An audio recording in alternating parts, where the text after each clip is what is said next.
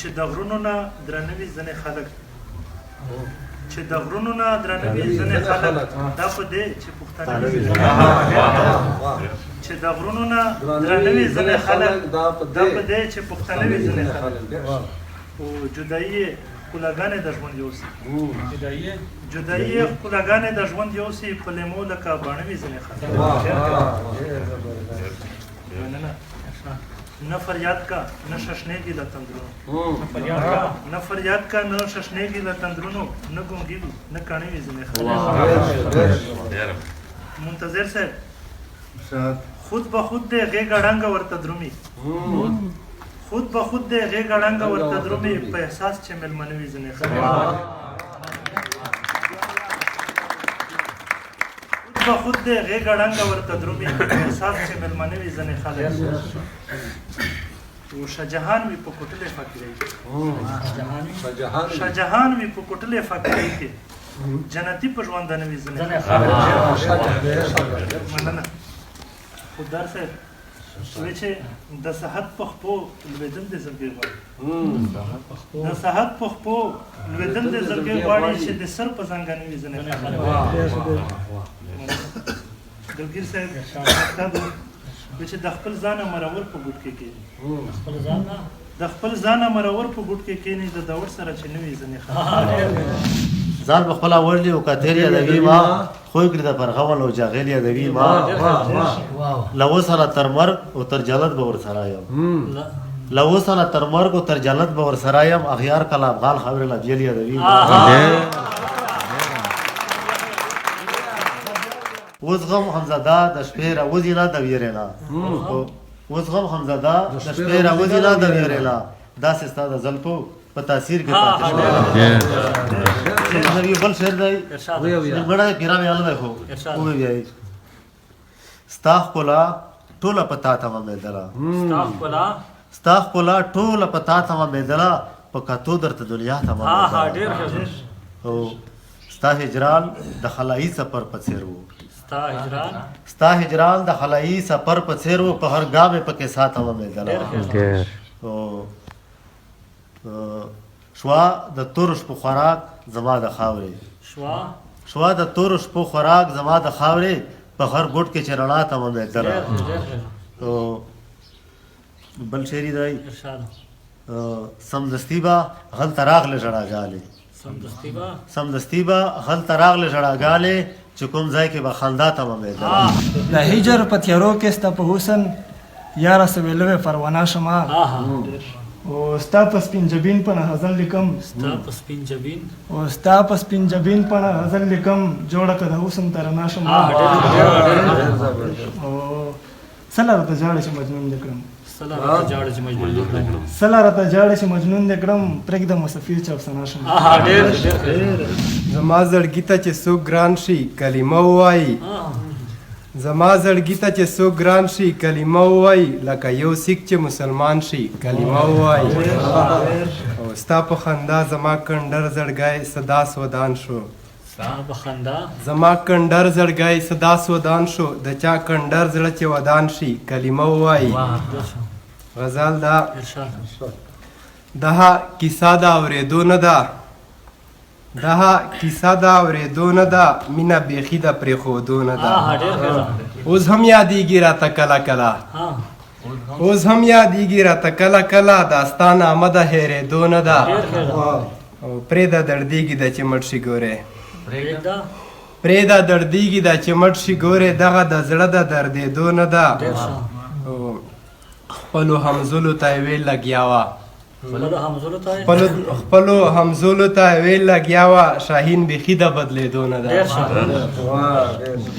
او زه خو د ټولې نه چوړ دا ګڼه چې دیدار صاحب یوه ساده غوندې سندره ده چې احساس د محرومۍ راکوي لار دی که سړک دی وطن پټک پټک دی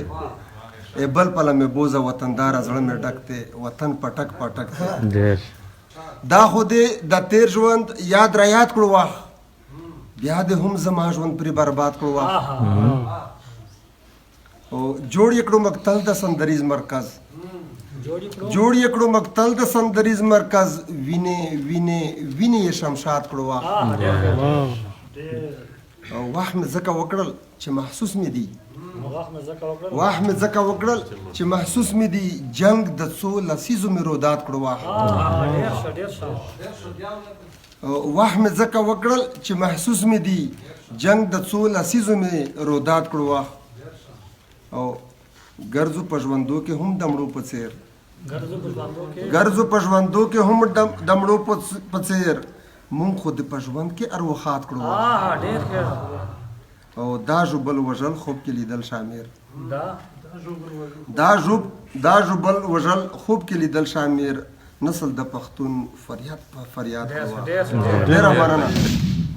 غزال رسنا وی چې ولاړ یمه د ماتې آینې مخ ته ژړا کړم ولاړ یمه د ماتې آینې مخ ته ژړا کړم دا زه څومره ساده یم چې د شپې مخ ته ژړا کړم اخ بیا الوازولې په بامونو د ملګرو اخ بیا الوازولې په بامونو د ملګرو د خپل کور د ماتې دروازې مخ ته ژړا کړم اخ بیا الوازولې په بامونو د ملګرو د خپل کور د ماتې دروازې مخ ته ژړا کړم او زه تل وایم سندرې په سلګو کې د الفت زه تل وایم سندرې په سلګو کې د الفت زه تل د ارمانونو هدیرې مخ ته ژړا کړم دغه 100 ورځې کېږي چې هوا رانه خفه ده جمال صاحب دغه 100 ورځې کېږي چې هوا رانه خفه ده د 100 ورځې راهسې د ډېوې مخ ته ژړا کړم یا خدایا چې زما تر لاسو کله به رارسي یا خدایا چې زما تر لاسو کله به رارسي یا خدایا زه تر څو به د لیلې مخ ته ژړا کړم او مونږ په ارزل د خپل بیللي جنگ سنګر سنبال دی مونږ په ارزل د خپل بیللي جنگ سنګر سنبال دی چرته چې هم یو پرېوتلي پڅېدلي یو مونږ او شعر دی چې وخته د نن ورځې خندا دې په مونږ نشوه پیرزو وخته د نن ورځې خندا دې په مونږ نشوه پیرزو چرې په ژوند کې خو د یو ځل خندېدلي یو مونږ مهرباني وخته د نن ورځې خندا دې په مونږ نشوه پیرزو چرې په ژوند کې خو د یو ځل خندېدلي یو مونږ او د وخت جبره ګوره شتون مو ختم ونه ګاڼې د وخت جبره ګوره شتون مو ختم ونه ګاڼې لکه تسبیح فطرت په یو تار کې پیلو یو مونږ ژړا در پسې ژاړم ژړا در پسې ژاړم دا تر څو به زه اشنا در پسې ژړا در پسې ژاړم دا تر څو به زه اشنا در پسې ژاړم توره شپه کې مې هم سا در پسې خیږي توره شپه کې مې هم سا در پسې خیږي په رڼا دا څوک دی څه کوي سله را پسې دی هر وخت دا زه چا پسې اخیستی یم دا څوک دی څه کوي او سله را پسې دی هر وخت دا زه چا پسې اخیستی یم توره شپه ده دا چې زامن خوښوم دا مې په دې نه پرېږدي دا چې زامن خوښوم دا مې په دې نه پرېږدي ده په دا پسې اخیستی یم کمینه کې بدنام شوم بدنام خوښیم کمینه کې بدنام شوم بدنام خوښیم سیخته و موړو لویو ویشتلو ته پرېمې د نسې غمو خپلو ته خوله مې نه جوړېږي خندېدلو ته که یو ځلې زل په پلس راغللې که یو ځلې زل په پلس راغللې نه مې ستا حاجت ګل د سنبلو ته نه مې ستا حاجت ګل د سنبلو ته پرېمې د نسې غمو خپلو ته خوله مې نه جوړېږي خندېدلو ته زه شوم دیوانه ګرځمه زه شوم دیوانه ګرځمه یما ارزومند یار لیدلو تا یما ارزومند یار لیدلو تا پریم دان سیغ غمو خپلو تا پریم دان سیغ غمو خپلو تا خلو می نه جوړیږي خندېدلو تا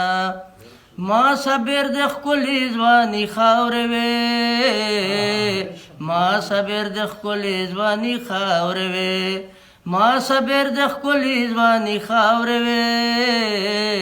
ما صبر د ښکلې ځواني خاورې وې یو ځل چې راغلی وې منګلو ته یو ځل چې راغلی وې منګلو ته خوله مې نه جوړېږي خندېدلو ته خوله مې نه جوړېږي خندېدلو ته پرېمې ده نسې غغمو خپلو ته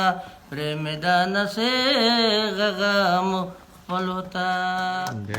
بسم الله الرحمن الرحیم. د پښتانه مترقي لیکوال شمالي وزیرستان محترم صدر صاحب دلګیر داوړ صاحب جمال داوړ صاحب زه په یو ډېر داسې مشکل شو واچوله چې موږ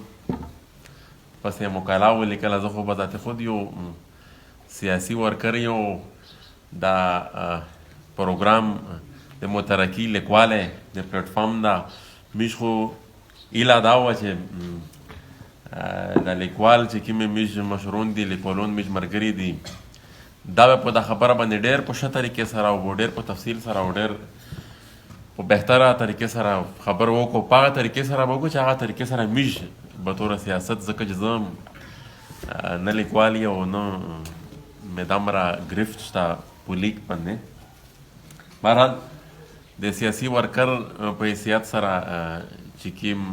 شایي مخې ته روشي په باندې دوه درې ټکي توسې په مخ شته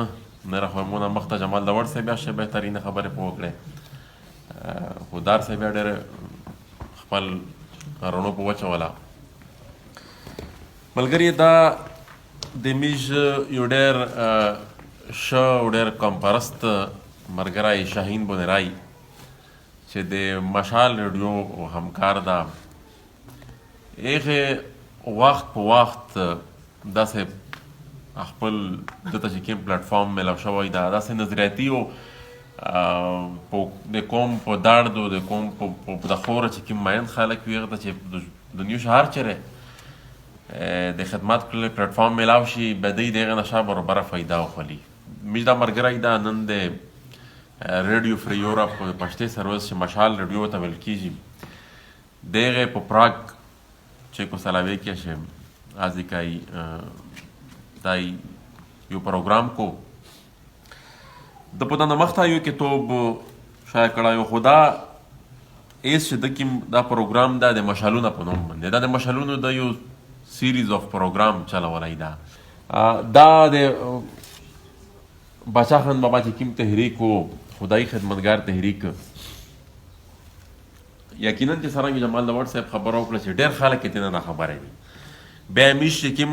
نوی نسل ده هغه بیخي د نه خبره ده بلکې زه دا وایم چې کله نه پاکستان جوړ شوی ده د پاکستان د جوړښت نه بعد چې هغه نه بعد سنه میش ارتلین کې نسلی نه دي میش خاص کر اول خو الریډي میش د مطالعې شوق کم شوی ده من حیث القوم بلکې زه به دا وایم چې په د ټول ملک چې کنه کومینه دي و د مطالعې شوق کې میش نه بیخي ختم شوی ده. سرکوري نصاب چې کوم میش ته پیش کېږي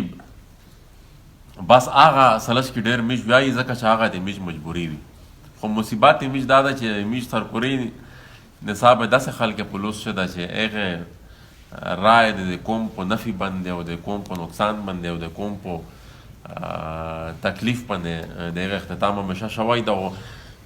کله دوی داسې سوچ نه ده کړی چې د قوم چې کوم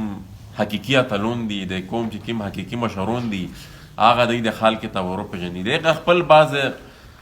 سیاسي او موروثي وجوهات دي چې د کوم بنا باندې دوی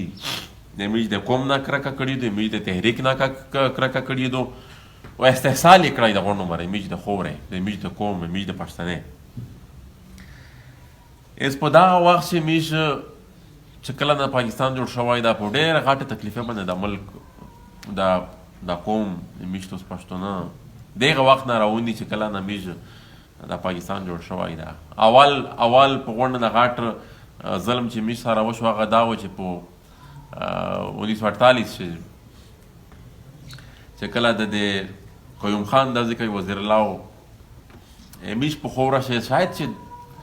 داسې ډېر کم خلک وي چې د واقع نه خبر وي. خو زه تېر ور چې دلته روغلی یم په ورځ د بابړې واقعه